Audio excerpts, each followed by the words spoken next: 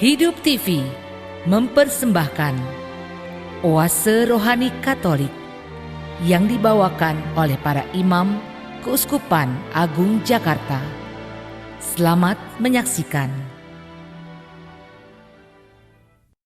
Para sahabat Oase Rohani Katolik yang terkasih, apa kabar Anda semua? Senang sekali saat ini saya Mia Shaneta dapat kembali mengunjungi Anda dalam acara kita Oase Rohani Katolik edisi hari ini. Dan telah hadir bersama saya di studio narasumber kita bersama. Beliau adalah Romo Jimmy Hendrik Rance OFM atau akrab dipanggil Romo Jimmy. Selamat datang Romo Jimmy. Selamat bertemu dalam Oase Rohani Katolik. Senang berjumpa dengan saudara dan saudari, dan harapan yang sama bahwa saudara dan saudari senantiasa berada dalam sukacita, kabarnya sehat selalu dan selalu diberkati Tuhan. Amin. Terima kasih Romo. Ya, para sahabat Oase Rohani Katolik yang terkasih, ada baiknya kita buka acara ini dengan doa yang akan dipimpin oleh Romo Jimmy. Silakan Romo. Mari saudara dan saudari kita berdoa. Dalam nama Bapa dan Putra dan Roh Kudus. Amin. Amin. Tuhan, Engkau satu-satunya Allah yang kami puji dan kami sembah di dalam kehidupan kami. Engkau juga yang kami andalkan di dalam kehidupan kami. Rahmat selalu Kau curahkan kepada kami.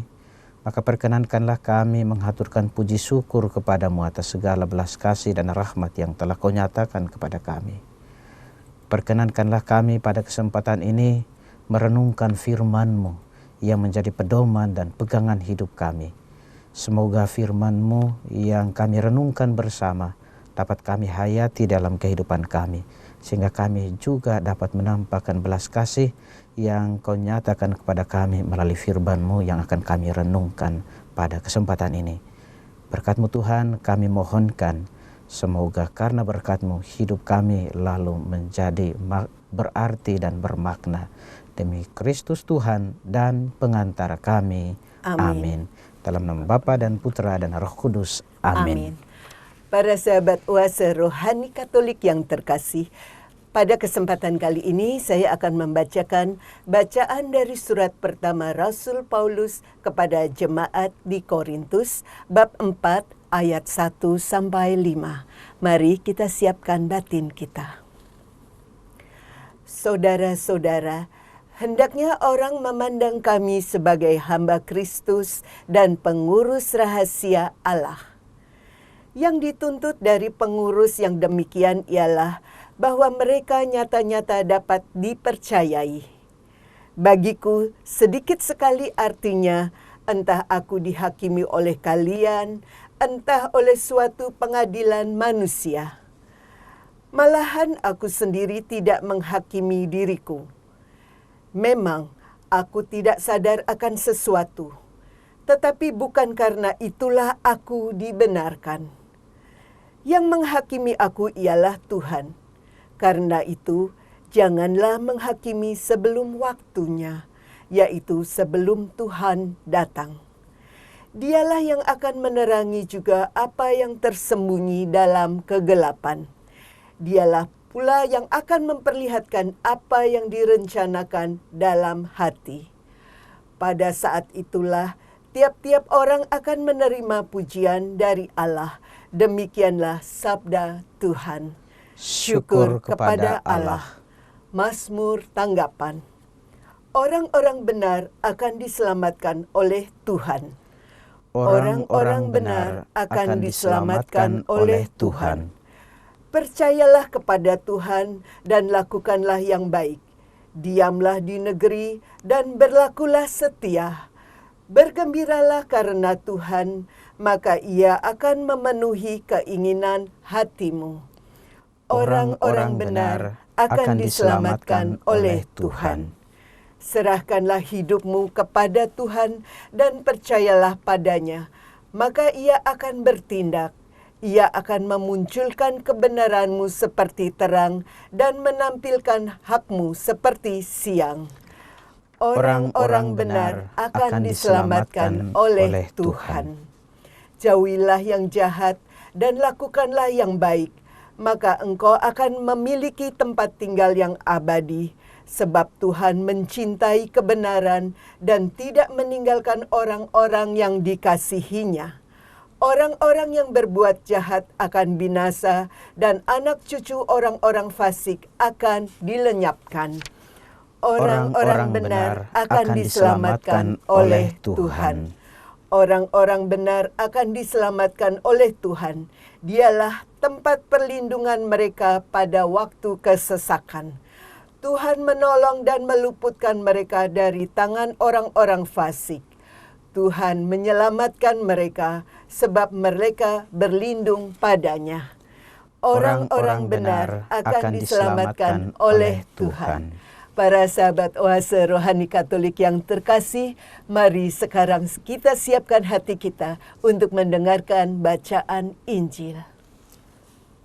Tuhan bersamamu dan bersama rohmu. Inilah Injil Yesus Kristus menurut Santo Lukas. Dimuliakanlah Tuhan. Sekali peristiwa, orang-orang Farisi dan ahli-ahli Taurat berkata kepada Yesus, "Murid-murid Yohanes sering berpuasa dan sembahyang. Demikian pula murid-murid orang Farisi. Tetapi murid-muridmu makan dan minum." Yesus menjawab, Dapatkah sahabat mempelai disuruh berpuasa selagi mempelai itu bersama mereka? Tetapi akan datang waktunya mempelai diambil dari mereka. Pada waktu itulah mereka akan berpuasa. Yesus mengatakan juga suatu perumpamaan kepada mereka. Tiada seorang pun mengoyakkan secari kain dari baju yang baru untuk ditambalkan pada baju yang tua. Sebab jika demikian, yang baru itu pun akan koyak. Apalagi kain penambal yang dikoyakkan dari baju baru tidak akan cocok pada baju yang tua. Demikian juga, tiada seorang pun mengisi anggur baru ke dalam kantong kulit yang tua. Sebab jika demikian, anggur baru itu akan mengoyakkan kantong tua itu, lalu anggur akan terbuang dan kantong itu pun hancur. Tetapi anggur baru harus disimpan dalam kantong yang baru pula. Dan tiada seorang pun yang telah minum anggur tua ingin minum anggur yang baru, sebab ia akan berkata, anggur yang tua lebih baik. Demikianlah Injil Tuhan. Terpujilah Kristus. Para sahabat Oase Rohani Katolik yang terkasih, setelah bacaan Injil tadi, maka mari kita dengarkan permenungan yang akan disampaikan oleh Romo Jimmy. Ya, Romo Jimmy, pada kesempatan hari ini, kira-kira hal-hal menarik dan penting apa yang ingin Romo sampaikan? Saya mau mengajak kita sekalian untuk melihat dulu bacaan pertama. Baik. Dari 1 Korintus bab 4 ayat 1 sampai dengan 5. Yang menarik dalam perikop ini adalah poin berkaitan dengan sikap antipati sebetulnya. Sikap antipati dari jemaat-jemaat jemaat di Korintus terhadap Paulus sendiri. Sehingga kita bisa menangkap dengan jelas bagaimana dalam arti tertentu pembelaan yang dilakukan oleh Paulus terhadap sikap antipati yang berkembang dalam diri jemaat Korintus terhadap dirinya. Dan pembelaannya jelas. Yang hanya berhak untuk menghakimi atau menilai saya sebagai yang buruk atau tidak benar atau yang salah itu hanya oleh Tuhan. Dan jemaat itu dalam arti tertentu tidak memiliki hak untuk menghakimi dia. Jadi sebenarnya yang melatar belakangi perikop ini adalah soal sikap antipati, atau juga yang kedua, antipati itu muncul karena ada penginjil baru yang dipilih oleh mereka sendiri dari tengah-tengah mereka, yaitu Apolos. Nah, ini yang kemudian menumbuhkan sikap antipati sebenarnya. Ya, dan itu mudah disulut ya, Mudah Romo. disulut ya. Orang baru dalam kehidupan bersama juga demikian. Iya, iya. Ketika muncul orang baru yang mungkin dengan pemikiran-pemikiran yang baru, kemudian mulai ada pembanding. Membanding-bandingkan yang satu dengan yang lain, lalu kemudian juga yang ekstrim yang muncul kemudian adalah ada penolakan. Iya, iya. Penolakan terhadap mungkin pemikiran yang dalam arti tertentu, pemikiran yang usang, yang lama, macam-macam. Iya. Ya, mungkin kita akan lihat lebih jauh ke sana sebenarnya. Dan rasanya itu memang masih terjadi juga ya di masa Terjadi, kini, Romo. Tapi saya ingin kembali ke bacaan tadi dulu, Romo. Menghadapi hal-hal seperti itu, sikap antipati yang dimunculkan, yang menghakimi Paulus ini, sebetulnya apa yang dilakukan Paulus saat itu yang benar-benar menurut Romo tepat untuk dilakukan? Kalau kita membaca khususnya bab 4, 1 Korintus ini, kita akan menemukan, boleh saya sebut sebagai pembelaan. Meskipun sebenarnya tidak dimaksudkan sebagai sebuah pembelaan dari diri Paulus sendiri, karena menarik di ayat 5 nanti kita lihat ya. Jadi pembelaannya itu dia menggunakan kata ganti untuk mengatakan semua pelayan itu dengan kata ganti kami. Jamak sifatnya. Lalu itu kita temukan di ayat kira-kira ayat 1 dan lanjutannya bisa kita temukan juga di ayat 6. Lalu yang kedua merujuk pada dirinya. Dia mengatakan pakai kata pengganti jelas, kata aku. Dan di sana dia mau menunjukkan bahwa kami yang dipilih sebagai rasul, termasuk aku yang dikuduskan oleh Tuhan, itu tidak lain dan tidak bukan adalah hamba-hamba Kristus. Adalah hamba-hamba Tuhan, sehingga tidak ada alasan sebetulnya untuk menghakimi atau menilai kami, lalu membanding-bandingkan di antara kami. Ini sesuatu yang smart kalau saya bilang. Jadi dia tidak membela mengatasnamakan dirinya bahwa aku itu benar ya, Romo ya. Jadi, luar biasa, Romo. Dalam kaitan dengan itu sebenarnya kita melihat bahwa ada sikap rendah hati yang cukup besar dalam diri Paulus. Betul.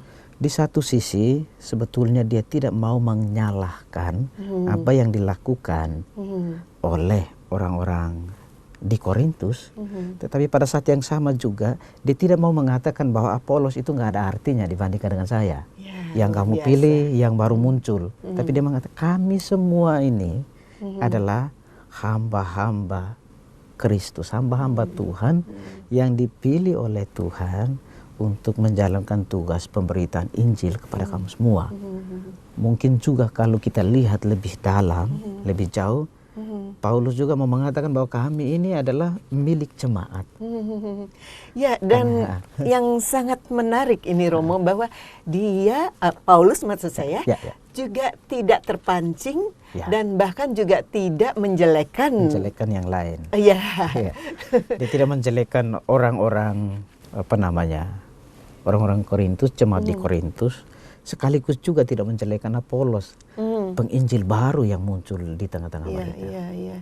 Nah, kira-kira apa sih yang membuat orang melakukan tadi ya seolah-olah perlawanan pada Paulus ini, Romo? Apa sih yang dilihat mereka gitu? Nah, mungkin ini saya menjawabnya, kita membaca seluruh, mulai dari bab 1 Korintus ini sampai bab 3 ayat 22, di sana kita temukan. Mereka semua tahu siapa sesungguhnya Paulus itu. Latar belakang Paulus. Dan latar belakang itu kemudian membuat mereka bahwa dia tidak layak. Paulus tidak layak disebut sebagai rasul. Karena toh sekali lagi ada Apolos dan juga ada Kefas. Kita lihat di Korintus itu juga Apolos yang menanam, Kefas yang ini dan lain sebagainya. Bahasa itu yang karena adanya hal itu. Dan yang menarik adalah menurut saya, mungkin lanjutan dari apa yang tadi saya katakan, dia tidak berusaha untuk menyingkirkan orang lain, membela diri pada saat yang sama, membenarkan diri dan menyingkirkan orang lain, menyalahkan orang lain. Dia justru mengangkat mereka bahwa yang diharapkan adalah bukan menghakimi, tetapi menerima karya perutusan dalam diri mereka. Dan dia, yang kedua pengharapannya adalah supaya mereka dipuji dan pantas di hadapan Allah. Ayat 5. Gitu. Mereka ini berarti termasuk Apolos dan Iya, Kefas antara itu. lain. Karena menjadi bagian dari jemaat Korintus. Iya. Begitu. Waduh, ini sungguh menarik ya kalau bagi saya, Romo. Hal-hal lain apa yang ingin Romo sampaikan dalam kaitan di sesi pertama ini? Kita bisa menangkap minimal 5 poin. 5 poin dari ayat 1 sampai dengan ayat 5. 5 poin itu per ayat ya. Saya mau mengajak kita untuk melihat 5 poin itu. Pertama, pengakuan penuh dengan ketulusan dan kerendahan hati dari diri Paulus mengenai siapakah dirinya. Tentu dia tahu latar belakangnya, sehingga pilihan kata yang tepat adalah kami ini adalah hamba-hamba Tuhan. Saya mau kembali menegaskan itu. Kami ini adalah hamba-hamba Tuhan yang dipercaya untuk menjadi pengurus rahasia Allah. Oh, ya. Hamba-hamba jelas, mungkin juga tidak lebih dari seorang budak. Pengakuan akan keberadaan diri sebagai hamba-hamba Tuhan berarti dia tahu apa yang harus dia lakukan. Yang dia pertanggungjawabkan adalah untuk Tuhan karena dia menerima perutusan itu. Sehingga kepadanya diberikan rahasia Allah. Rahasia apa sih sebenarnya yang mau disampaikan kepada kita di ayat 1 itu? Rahasia itu adalah soal kebenaran firman Tuhan, Injil. Injil itu adalah rahasia atau dalam bahasa yang biasanya dipakai oleh Paulus, itu adalah hikmat Allah yang tersembunyi namun nyata dalam diri Tuhan yang adalah Putra Allah. Hikmat Allah yang tersembunyi. Namun Dengan kata lain mesti ada orang yang menggali ya, Romo. Ya, persis itu. Nah, pengakuan tentang siapakah dirinya. Lalu yang kedua, itu di sana mau dikatakan juga konsekuensi dari tugas sebagai hamba. Dia tidak bisa kemudian menghindari konsekuensi yang dia terima dari tugas perutusan. Ini tanggung jawab yang tidak ringan. Tanggung jawab yang tentu besar. Dan oleh karena itu, resiko apapun harus dihadapi. Termasuk saat dibenci. Saat dibenci, ditolak. Udah jelaskan dia ditolak oleh orang-orang jemaat-jemaat di Korintus. Tetapi apakah dia harus lari? Apakah dia kemudian berputus asa lalu mengatakan ya udah biarin aja, saya nggak mau lagi. Dia terima konsekuensi itu sebagai bagian dari tanggung jawab tugas perutusannya untuk melayani banyak orang. Dan tidak menyerah ya, Romo? Tidak menyerah, itu luar biasa. Tidak sakit hati tentu. Karena biasanya orang cepat menyerah, yang ada itu mungkin juga muncul sakit hati, kebencian yang mendalam. Lalu kemudian pada saat yang sama akhirnya gampang untuk menyalahkan orang lain, menghakimi orang lain, menilai orang lain. Itu yang kedua. Yang ketiga adalah saya kembali mau merujuk, mereka itu adalah orang-orang yang dipercaya. Dia ada pengakuan di sana bahwa kami ini adalah orang-orang yang dipercaya untuk ini. Di ayat yang kedua, mereka nyata-nyata dapat dipercaya. Dipercaya dalam arti itu bahwa Tuhan memilih mereka, Paulus dan tentu pemberita atau pewarta yang lain termasuk Apolos, Kefas dan lain. Para rasul kita sebutnya seperti itu. Dipercaya oleh Allah untuk melaksanakan tugas perutusan. Maka tuntutan lain dari kepercayaan ini adalah soal kesetiaan. Soal kesetiaan untuk terus menjadi pewarta meskipun jelas bahwa ada tantangan. Risiko yang kedua tadi, yang kedua. Meskipun ada tantangan. Lalu dipercaya juga karena tidak ada motivasi lain yang mereka cari, bukan untuk dipuja, dipuji, disanjung-sanjung. Mereka bekerja bukan untuk kepentingan diri mereka.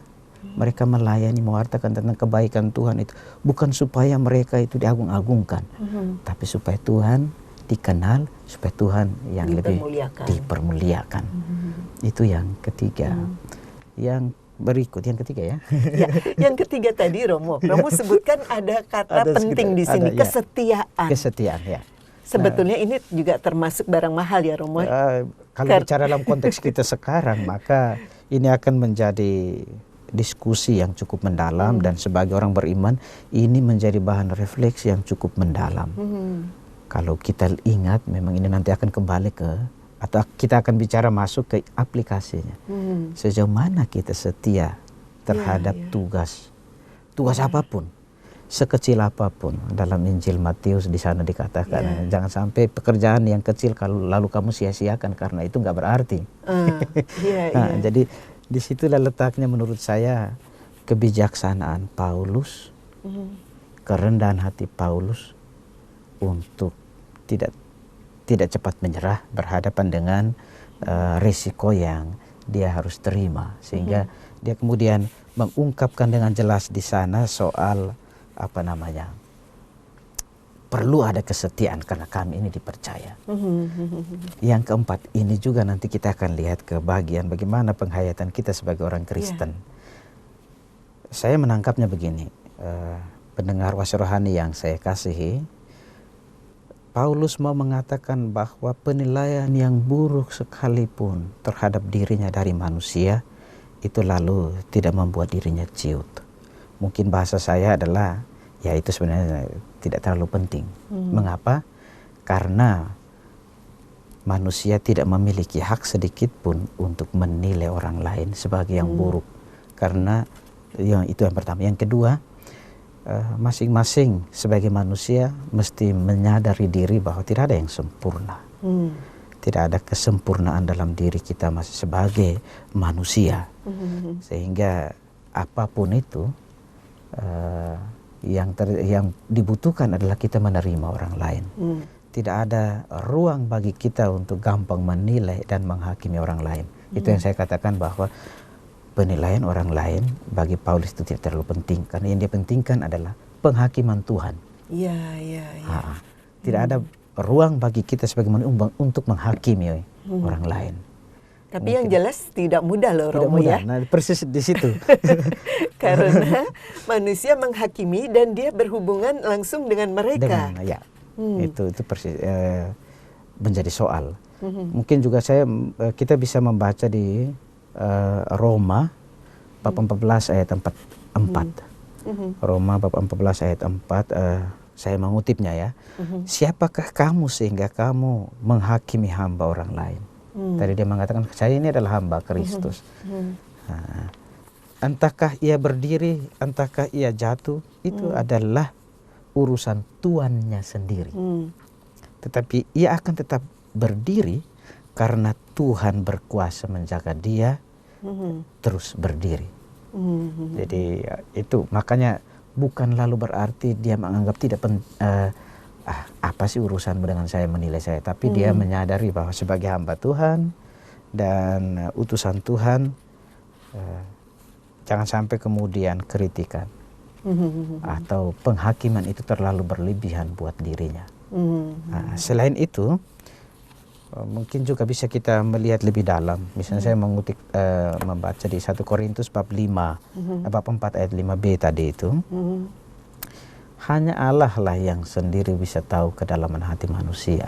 Dan untuk itu kita sebagai manusia tidak sanggup untuk tahu kedalaman hati seseorang. Maka menilai atau menghakimi seseorang itu juga adalah sebuah tindakan yang keliru. Dan alangkah indahnya kalau manusia tidak berusaha untuk menghakimi orang lain. Nah, tapi Romo, bagaimana jika kita di posisi yang dihakimi itu? Nah, kalau kita lihat Paulus punya cara yang bijaksana. Dia antara lain tadi yang bagus sekali, dia menggunakan kata kami, sehingga bukan dia kalau ngomong kebaikan pun bukan bicara kebaikan pun bukan dia atas namanya sendiri, bukan atas namanya sendiri. Nah, bagaimana dengan manusia pada masa kini lah Romo, yang acap kali juga dihakimi. Ya, lalu bagaimana agar mereka itu juga bisa paling nggak menirulah seperti Paulus ini. Tidak mudah jelas. Ini adalah hal yang tidak mudah. Bicara sebagai manusia yang kadang juga tergoda untuk mengikuti arus perasaannya. Ketika dihakimi, yang muncul adalah kekecewaan, yang muncul adalah dendam, yang muncul adalah benci. Bagi saya ketika iri hati dan benci itu kemudian menyelimuti kita, maka yang terjadi adalah kita mencari cara untuk bisa membalas. Supaya orang juga bisa merasakan sakit yang kita alami, bagaimana ditolak, bagaimana dihakimi, bagaimana dinilai sebagai yang buruk, yang tidak baik, yang tidak benar. Tentu ini bukan pilihan Kristiani. Pilihan kita selain belajar dari Paulus, dia berusaha untuk dengan bijaksana menempatkan diri. Pada saat yang sama ada pengakuan, dan pada saat yang lain dia tidak menyalahkan yang orang lain. Apakah Romo hendak mengatakan lebih baik membuktikan begitu, menjadi teladan yang baik? Persis, saya mau mengarahnya ke sana bahwa di berhadapan dengan dua ekstrim itu, tidak membenarkan diri, juga pada saat yang sama tidak menyalahkan orang lain, maka pilihan kita adalah ya tadi, berusaha untuk terus melakukan kebaikan, tidak ciut maksud saya. Romo, ini barangkali bisa diulang karena ini penting sekali, khususnya dalam kondisi sekarang yang ya lumayan lah memanas, yang seringkali kita hanya melihat mencari-cari kesalahan dari pihak lain. Silakan Romo. Jadi gini, ketika di dalam, atau saya mau mengatakan yang begini, yang namanya kebaikan tidak begitu mudah diterima oleh orang lain. Memang orang akan mengatakan bahwa kebaikan itu relatif. Tetapi sebagai orang Kristiani, kebaikan kita apa sih? Tentu kebajikan yang diamanahkan oleh Tuhan. Dalam kaitan misalnya dalam karya pelayanan. Ini kita bicara dalam tugas perutusan yang diterima dan dilakukan oleh Paulus, pelayanan itu. Saya mau ambil contoh dulu. Ketika saya sebagai seorang ketua lingkungan, banyak hal yang harus saya lakukan supaya kemudian bersama dengan umat ya bisa berkembang di dalam iman. Tetapi kemudian orang akan mengatakan, alah ngapain juga. Atau ya ngomong banyak juga, keluargamu nggak benar-benar amat, malah lebih buruk dari saya. Atau apa sih kamu mau ngatur hidup saya? Soal iman itu urusan pribadi, urusan privat saya. Dan ketika misalnya tidak ada ketangguhan di dalam diri sang ketua lingkungan, yang ada adalah dia makin terpuruk dan bahkan kemudian bisa faya con Dios, dia bisa meninggalkan tugas pelayanan itu. Ini bukan pilihan. Karena penghakiman seperti itu mematahkan semangat ya Romo ya. Mematahkan semangat. Maka kita belajar dari Paulus tadi adalah kebaikan sudah dengan sendirinya adalah baik. Maka tentu yang dilakukan adalah tetap mempertahankan kebaikan yang kita lakukan. Bahwa sudah tentu akan ditantang. Ini tanggung jawab yang tadi disadari oleh Paulus, tanggung jawab yang tidak ringan, tanggung jawab yang berat. Maka tetap harus teguh melakukan kebaikan, bukan cepat marah, bukan cepat tadi membentengi diri, mekanisme defensif, ofensif berjalan sekaligus. Tapi ya bagaimanapun ketika kita dipilih berarti kita dipercaya. Iya. Baik Romo Jimmy, sayang kita harus jeda sejenak di sesi ini. Nanti kita lanjutkan lagi ya Romo. Para sahabat Oase Rohani Katolik yang terkasih, demikian perbincangan di sesi ini. Jangan kemana-mana, kami masih akan kembali setelah jeda berikut ini. Hidup TV mempersembahkan Oase Rohani Katolik yang dibawakan oleh para imam Keuskupan Agung Jakarta. Selamat menyaksikan. Para sahabat Oase Rohani Katolik yang terkasih, terima kasih masih bersama kami di acara Oase Rohani Katolik edisi hari ini. Sebelum kita lanjutkan perbincangan kita, bagi Anda yang ingin bertanya, kami persilakan untuk menyampaikan pertanyaan Anda melalui nomor telepon di 0822 1036 1555 atau melalui alamat email kami di orkkaj@yahoo.com. Masih bersama saya dan juga dengan narasumber kita yaitu Romo Jimmy Hendrik Rance OFM. Ya, Romo Jimmy. Saya ingin sedikit kembali ke sesi pertama. Tadi Romo mengatakan bahwa Paulus itu tidak terpancing untuk terlibat dalam konflik walaupun di istilahnya ditandingkan dengan pelayan-pelayan yang lain. Nah, kalau kita tarik kondisi hari ini Romo, nyatanya masih cukup banyak orang yang terpancing ya Romo. Nah, Ya. bagaimana tanggapan Romo? Ya, memang nih, dalam bulan September ini kita masuki bulan Kitab Suci Nasional dan kita bersyukur bahwa Keuskupan Agung Jakarta itu menyiapkan kepada kita materi yang cukup mendalam. Ada satu bagian di mana kita akan merefleksikan bersama, belajar dari tokoh-tokoh Kitab Suci, bagaimana mengatasi konflik dalam pelayanan. Nah, saya nggak mau bicara lebih ke sana karena kita akan refleksikan, tetapi saya mau kita melihat salah satu contoh lain yang diberikan kepada kita oleh Paulus. Ini ekstrim yang kadang di dalam praksis di hidup harian kita itu kadang kita nggak sanggup, yaitu Paulus dengan jelas dengan jelas kita bisa lihat di sana, dia tidak merasa diri yang paling benar, yang paling baik. Dalam pengalaman praksis pelayanan, orang kadang kemudian atau hidup menggereja ya, orang kadang jatuh pada ekstrim ini, merasa diri yang paling baik, paling benar. Kalau saya sebagai ketua lingkungan, contohnya, atau sebagai pengurus lah, alah kamu apa sih? Bahkan ketika misalnya saya diganti menjadi hamba, menjadi pelayan bagi yang lain, saya kalau nggak puas saya akan mengatakan, dia ini nggak benar loh. Dulu saya begini. Dia ini nggak tahu aturan. Ini yang terjadi. Akhirnya juga kita bisa membuat polarisasi di tengah-tengah saudara-saudari kita di mana kita tinggal bersama. Polarisasi itu adalah jatuh pada ekstrim yang bahkan lebih membanding-bandingkan.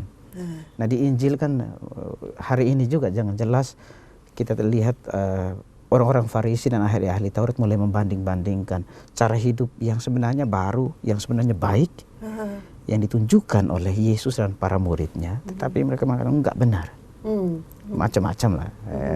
Jadi di situ menurut saya Paulus menunjukkan kepada kita salah satu contoh sikap yang lain. Tidak ada ruang bagi kita sebagai seorang Kristiani, bukan soal hanya kita sebagai pengurus, tapi hidup kita sebagai seorang Kristiani, kita belajar dari Paulus, jangan pernah merasa diri paling baik, paling benar dibandingkan dengan yang lain. Dengan kata lain, sangat dibutuhkan kerendahan hati. Justru ketika kita merasa diri yang paling baik, maka kita jatuh pada kesombongan. Kalau sudah ada kesombongan, maka kita menutup diri terhadap evaluasi yang baik dari orang lain. Nah, kadang kan kita sulit untuk menerima masukan orang lain. Ya, betul sekali Romo. Kesombongan itu membuat kita menutup diri walaupun mungkin tidak disadari ya Romo. Tidak disadari kita kemudian yang terjadi ya pembenaran diri tadi di bagian sisi satu kita bicarakan juga. Ketika orang melihat padahal sebagai orang beriman harusnya ada kesadaran bahwa Tuhan hadir melalui orang lain untuk mengarahkan hidup saya menjadi lebih baik. Orang lain itu bisa, Tuhan hadir melalui diri mereka untuk menegur saya, meluruskan hidup saya. Tapi karena sudah sombong, orang sombong mana mau terima hal seperti itu. Betul. Hal yang sederhana sekalipun dia kemudian akan enggak, saya gini loh. Jadi membenarkan diri, merasa diri paling baik, paling benar. Hal yang sama dilakukan oleh orang-orang Farisi, ahli-ahli Taurat. Ya elah, kamu kenapa sih kok nggak berpuasa? Kamu melanggar aturan. Kamu nggak benar, kamu ini orang berdosa. Menghakimi para murid. Sebenarnya sasaran mereka adalah Yesus.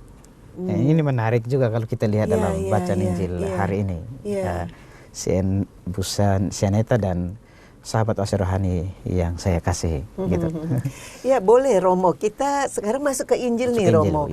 Sudah Romo mulai dengan hal yang menarik tadi mengenai penghakiman.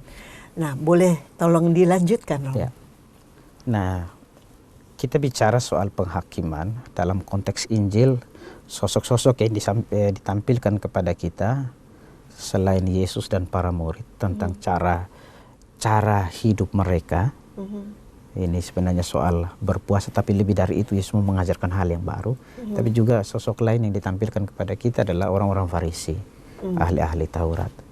Kritik mereka sebenarnya tidak tepat sasaran menurut kita ya, menurut saya. Karena kritiknya seharusnya meluruskan, tetapi jatuh pada ekstrem lain, menghakimi. Tidak hanya meluruskan, tapi lebih justru jauh lebih dari jauh itu. dari itu. Yaitu soal tadi kita dengar dengan baik bacaan Injil. Kenapa para muridmu tidak berpuasa? Pada saatnya puasa sekarang kok mereka makan minum. Padahal murid-murid orang-orang Farisi itu berpuasa.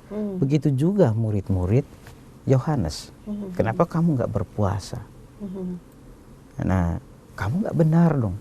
Kita tahulah latar belakang. Bicara soal orang Farisi, kita tahu ada kemunafikan di dalam diri mereka, merasa diri paling super, merasa diri paling baik, paling benar, seperti tadi kita bicarakan tadi. Tetapi sesungguhnya di balik apa yang mereka katakan sesungguhnya adalah sebuah koreksi atas diri mereka sendiri. Hanya mereka nggak menyadari itu.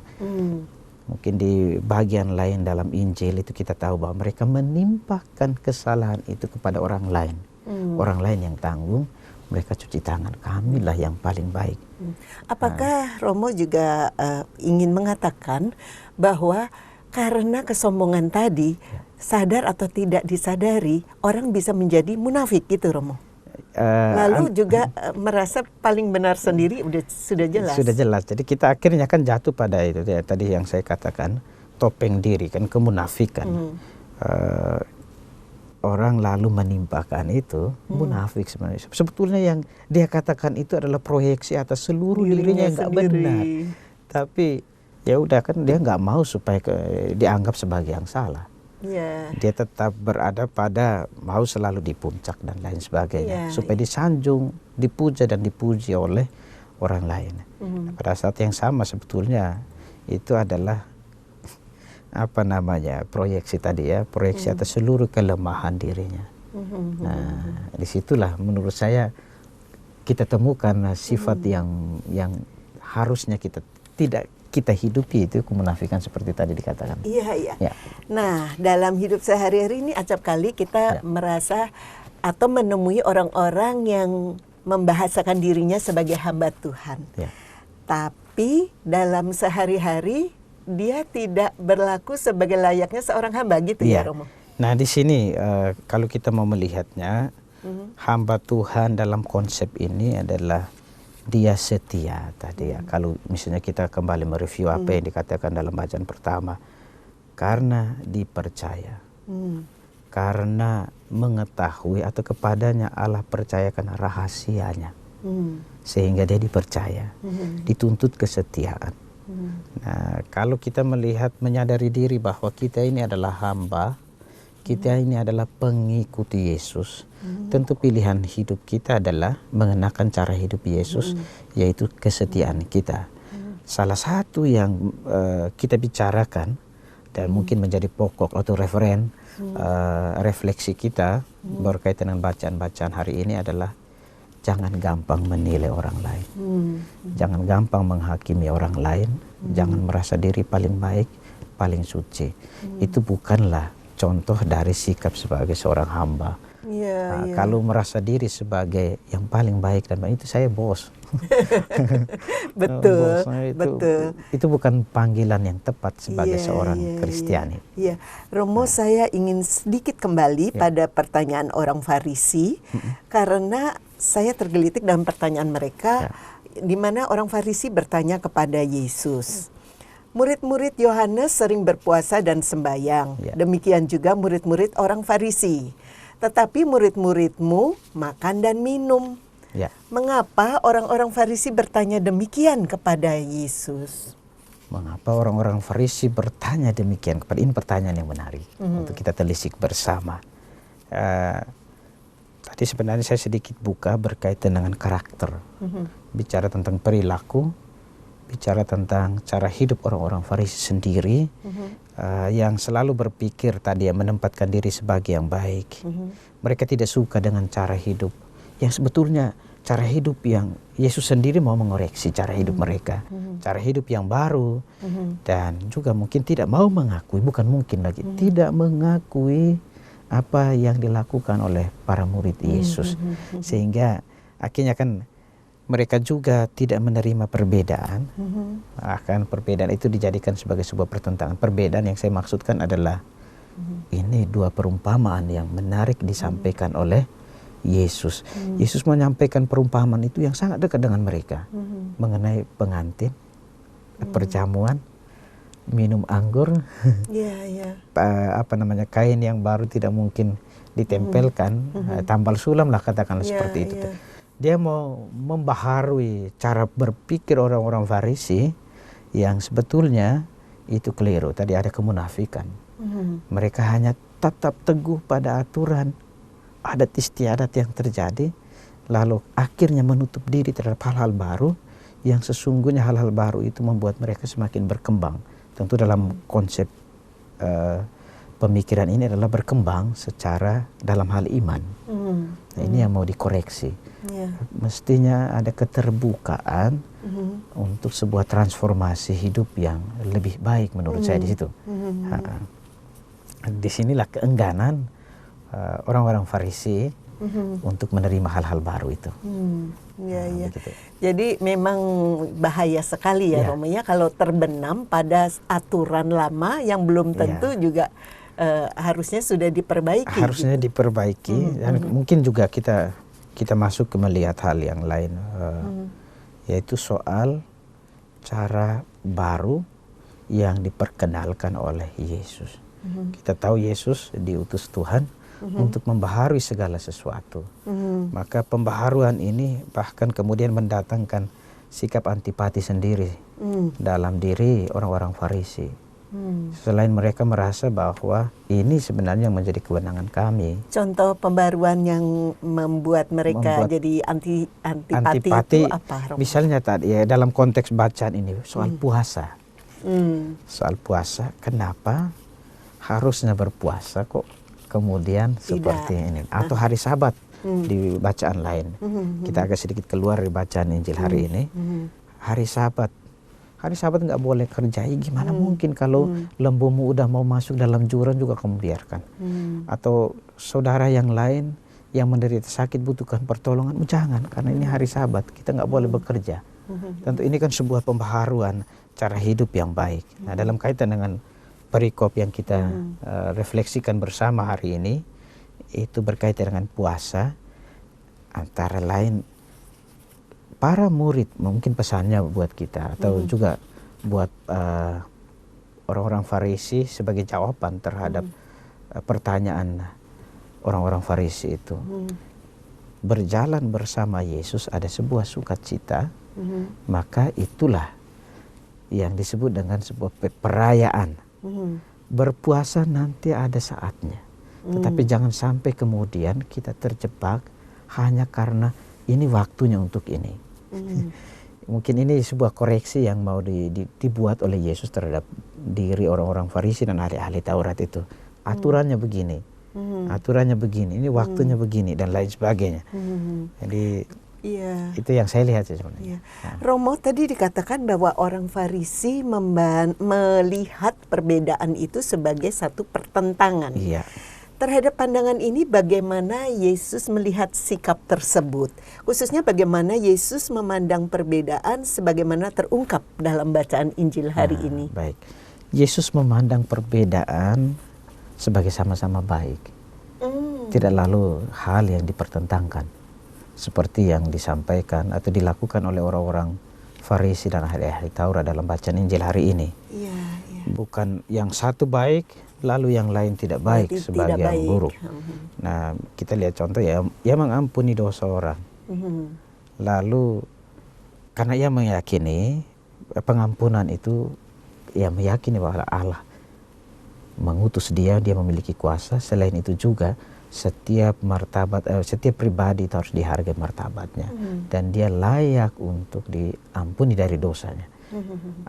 Dalam kaitan dengan itu, pandangan Yesus berkaitan dengan misalnya bacaan Injil hari ini, anggur tua semakin lama disimpan dia akan semakin baik, semakin nikmat, sehingga orang kemudian sulit, atau orang yang sudah merasakan anggur yang sudah tua itu biasanya tidak ingin lagi minum anggur yang baru. Nah, pandangan ini kan sulit untuk dipahami oleh orang-orang Farisi. Tentu kita juga ya. Apa sih maksudnya itu ya? Nah, mereka menganggap bahwa dalam hal ini Yesus kemudian menghujat Allah, merasa diri berkuasa melebihi Allah. Nah, kesalahpahaman orang Farisi berkaitan dengan istilah atau perumpamaan yang disampaikan itu lalu membuat mereka itu ini orang ini nggak tepat, ini orang ini nggak benar, sehingga jatuh pada yang menilai sebagai yang buruk, menilai sebagai ini tindakan yang menghujat Allah sebagai dosa, padahal Yesus sendiri kan melakukan puasa itu. Kalau kita lihat, sebenarnya dia mau mengoreksi cara hidup, pemahaman hanya aturan yang kaku, waktunya begini. Begitu. Romo, saya ingin menarik ke kehidupan sekarang nih Romo. Seringkali kan memang begitu yang terjadi Romo. Orang cenderung tidak mau berubah, kekeh pada pendapat yang mungkin tidak selalu benar seiring dengan perkembangan zaman. Nah Romo bagikan pengalaman Romo. Romo tentu akan bertemu dengan orang-orang atau sudah bertemu dengan orang-orang semacam itu. Apa yang sebaiknya kita lakukan Romo? Ya, bicara soal pengalaman pastoral, saya mau berangkat dari situ. Yang sering dihadapi adalah orang ini saya mau katakan orang alergi terhadap hal yang baru ya. Orang mengatakan biasanya kan gini. Habitus yang lama itu yang dipertahankan padahal tidak terupgrade dan update. Bahkan juga sebenarnya tradisi itu tidak lalu mengatakan bahwa biasanya begitu itu nggak benar. Tetapi orang sulit untuk menerima hal-hal baru. Biasanya kan begini Romo.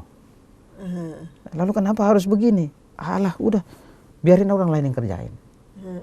Nah, ini tentu sekali lagi saya mau mengatakan seperti apa yang saya katakan di sesi sebelumnya.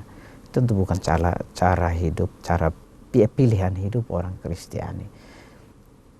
Yesus membawa pandangan yang baru dan mau membaharui segala sesuatu dalam bacaan Injil tadi soal berpuasa. Nah ini kita sadari bahwa salah satu kecenderungan kita sebagai manusia adalah alergi terhadap hal-hal yang baru itu. Maka kehadiran sesuatu yang baru itu yang sebetulnya membuka cakrawala baru, pengetahuan yang baru atau hal-hal yang baru, itu kita lalu tidak harus alergi. Kita harus mengambil sikap yang tepat, bijak dalam kaitan dengan itu. Misalnya ini ya, saya pernah ditegur. Romo kenapa bicara tentang politik sih? Kok Romo harus, saya nggak berpolitik. Tetapi saya mau mengatakan tentang bagaimana kewajiban kita untuk kemudian masuk kepada situasi yang memang sekarang berkembang. Memang sekarang berkembang. Kita tidak lalu harus berpangku tangan melihat karena saya sebagai seorang imam, tabu kalau kemudian kita bicara tentang itu. Saya tidak bermaksud untuk itu, tapi saya mau mengatakan bahwa bagian dari tanggung jawab kita sebagai warga negara dan bagian juga dari tanggung jawab kita untuk mengatakan yang baik. Untuk bisa memilah mana yang baik di antara yang tidak baik, mana yang benar di antara yang salah. Tidak ada salahnya. Tapi kemudian kalau ditanggapi sebagai hal yang baru kali ini loh Romo, ada Romo yang bicara tentang ini politik loh. Dulunya enggak. Misalnya itu salah satu contoh. Masih ada contoh lain dalam karya pelayanan yang kita temui ketika orang jelas-jelas alergi terhadap hal-hal yang baru. Selalu biasanya kan begini. Biasanya dulu kami begini, kok begitu, aduh, jadi akhirnya kan orang nggak berkembang menurut saya. Romo boleh tolong dijabarkan lebih konkret contoh yang seperti itu tadi, misalkan apa Romo?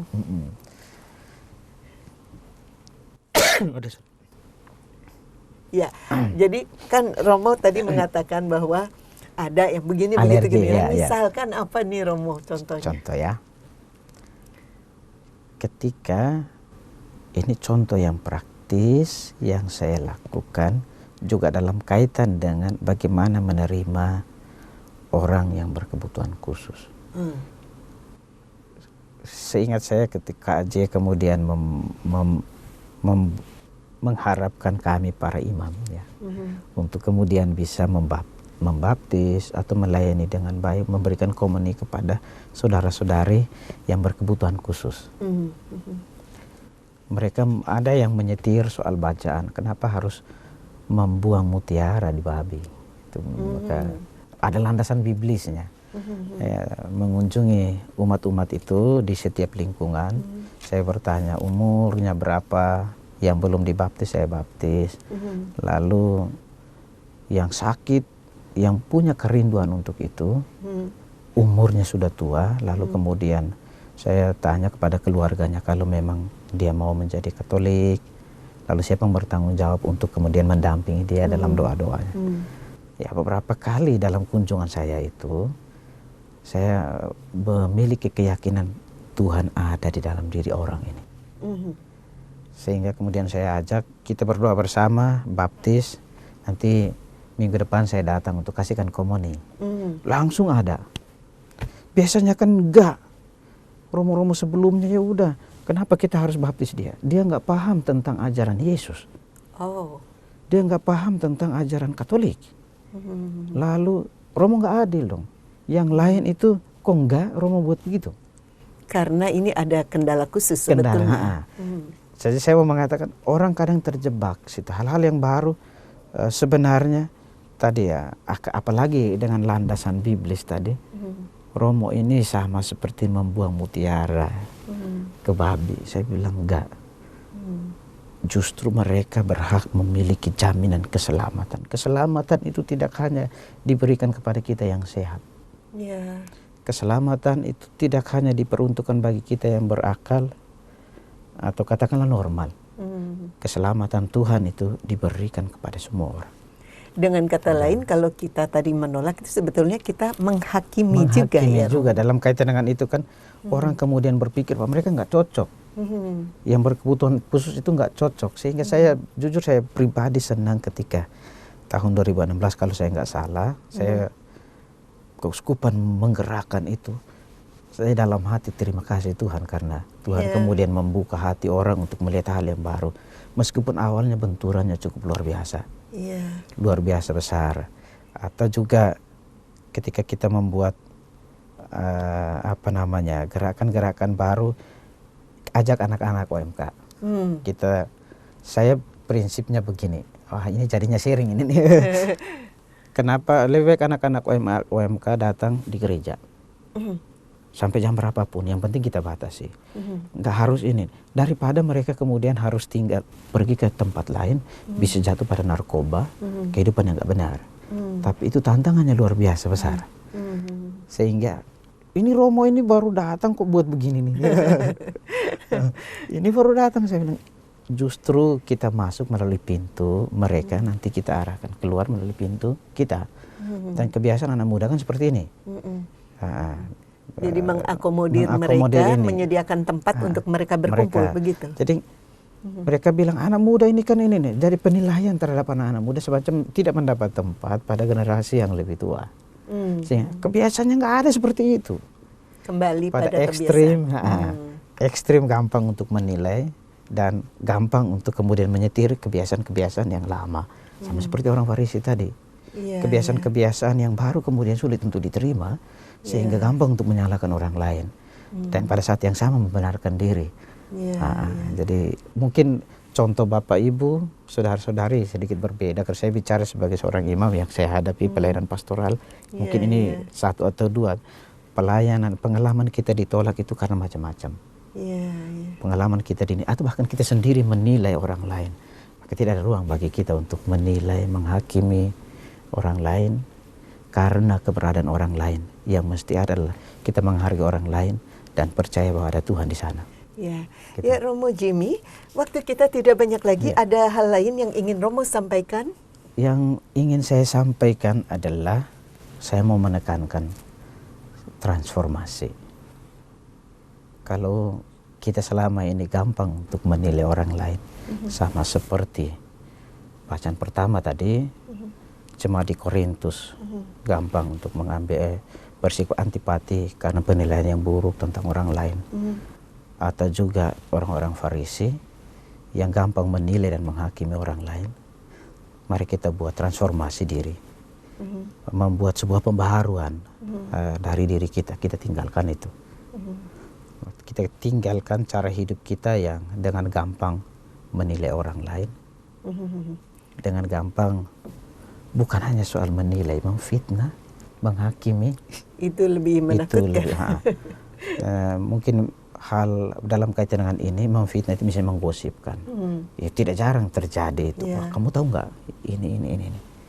Saya itu sangat tertarik dengan apa yang dikatakan oleh Paus Fransiskus. Gosip itu adalah sebuah tindakan terorisme. Ketika kita, karena terorisme itu bergerak mulai dari orang membicarakan, bisa saja karena iri hati, ketidaksanggupan untuk menerima orang lain. Entah itu dia punya kelebihan, punya kekurangan, tapi mulai bicarakan. Kemudian merencanakan hal-hal yang jahat terhadap orang lain, tinggal tunggu eksekusi terhadap apa yang sudah direncanakan itu. Gosip pun demikian. Maka kalau kita sebagai orang Kristiani masih membiasakan diri memfitnah, menilai, menggosip orang lain, kita ini tidak ada buahnya dengan seorang teroris. Baik. Itu yang mau saya katakan. Perlu pembaharuan diri, perlu tinggalkan cara hidup yang memang gampang sekali gampang buat kita untuk kita lakukan. Mungkin kita tahu bahwa saya bicarakan orang, menilai orang lain itu nggak tepat. Kita tahu itu, tetapi dalam praksisnya itu sulit. Maka selalu ingat, itu bukan pilihan kita. Baik Romo Jimmy, sayang waktu kita sudah habis. Kita harus akhiri perbincangan kita.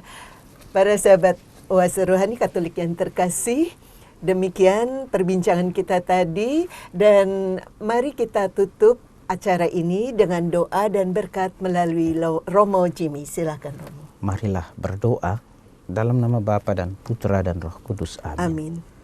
Tuhan, kami meyakini Engkau adalah Allah yang Maha Tahu, mengetahui segala sesuatu tentang diri kami, keterbatasan diri kami, kelebihan diri kami. Sebagai insan yang lemah, seringkali kami gampang untuk membanding-bandingkan orang lain, menilai dan menghakimi sesama kami. Dan pada saat yang sama pula dengan penuh kesombongan, kami merasa diri sebagai yang paling baik, paling benar, tidak hanya di hadapan sesama kami, tapi di hadapan-Mu.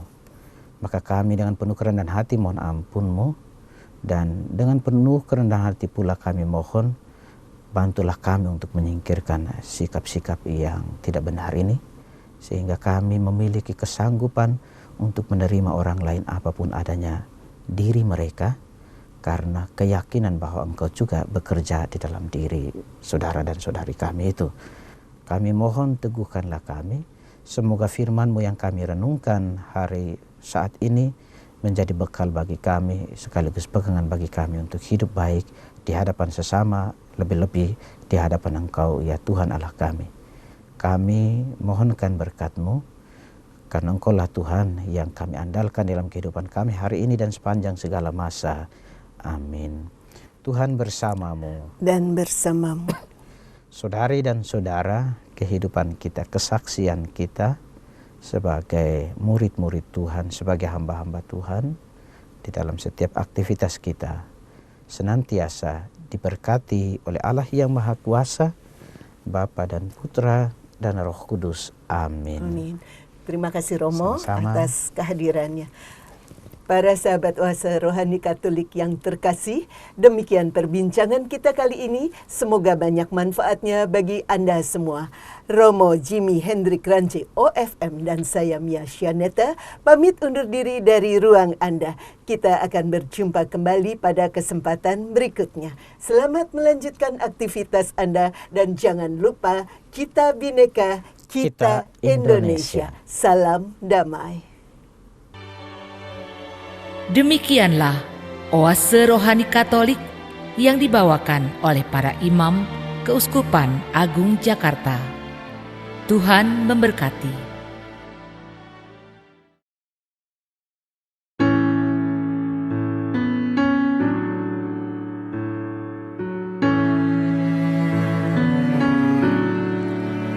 Take me, Lord, into your heart. Take me, Lord, till I'm fulfilled. Save my life, for you are God. I survive, 'cause you are near.